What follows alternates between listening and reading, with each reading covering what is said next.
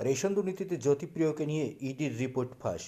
Ration দুর্নীতিকাণ্ডে আগেই উদ্ধার হয়েছে একের পর এক রহস্যময় ডায়েরি। গত বছর শেষের দিকে রেশন দুর্নীতি বন্টন মামলায় ধৃত প্রাক্তন খাদ্যমন্ত্রী বনমন্ত্রী জ্যোতিপ্রিয়র প্রাক্তন আত্মসহায়ক অভিজিৎ দাসের কাছ থেকে উদ্ধার হয়েছে এক মেরুন রঙের ডায়েরি। সেই মেরুন রঙের ডায়েরিতেই রয়েছে কাকে কত টাকা দিয়েছেন জ্যোতিপ্রিয় মল্লিক। ইডির হাতে আসা সেই মেরুন ডায়েরিতে বেশ কিছু টাকার লেনদেন সম্পর্কে তথ্য রয়েছে। এবার মেরুন ডায়েরি ঘিরেই চাঞ্চল্যকর দাবি করছে ইডির আধিকারিকরা। রেশন দুর্নীতির তদন্তে কিছুদিন আগেই জ্যোতিপ্রিয় মল্লিকের প্রাক্তন আত্মসহায়ক অভিজিৎ দাসের হাওড়ার বাড়ি থেকে মেরুন ডায়েরি উদ্ধার হয়। ইডি সূত্রে দাবি ওই ডায়েরিতে যাবতীয় টাকা লেনদেনের হিসাব রয়েছে। জ্যোতিপ্রিয় কাকে কত টাকা দিয়েছেন, কার কাছ থেকে কত টাকা নিয়েছেন, সবটাই রয়েছে ওই ডায়েরিতে।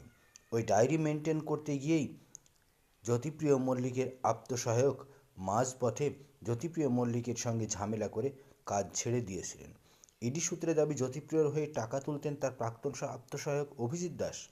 কোথায় কার কাছ থেকে টাকা যেত, কার কাছ থেকে টাকা আসতো, সবটাই অভিজিৎ দাস মেরুন ডায়েরিতে লিপিবদ্ধ করতেন।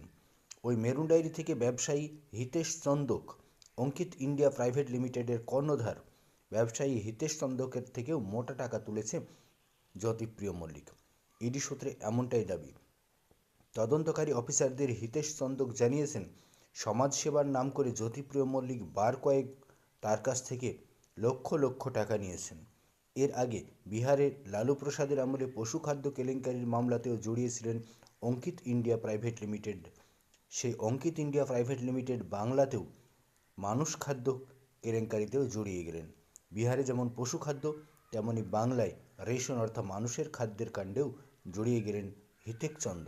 সেই হিতেশ চন্দ এবার সরাসরি জ্যোতিপ্রিয় মল্লিকের টাকা নেওয়ার বিষয়টি স্বীকার করে নিয়েছেন ইডির আধিকারিকদের কাছে। জ্যোতিপ্রিয় কাণ্ডে ফের 180 ডিগ্রি খেলা ঘুরিয়ে দিল ইডির আধিকারিক।